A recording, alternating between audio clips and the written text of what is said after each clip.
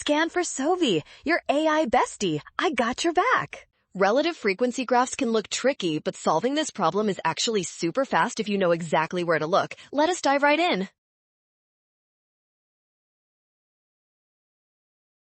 Relative frequency shows the proportion of each dessert type. Since the total is 1, we compare the heights of the segments directly within each dining hall bar. You got this!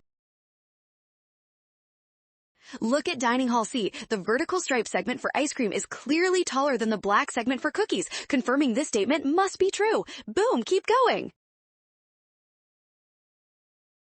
Other options fail because we lack the total count of dishes. We only know proportions, not absolute numbers, making comparisons between different halls impossible. That makes option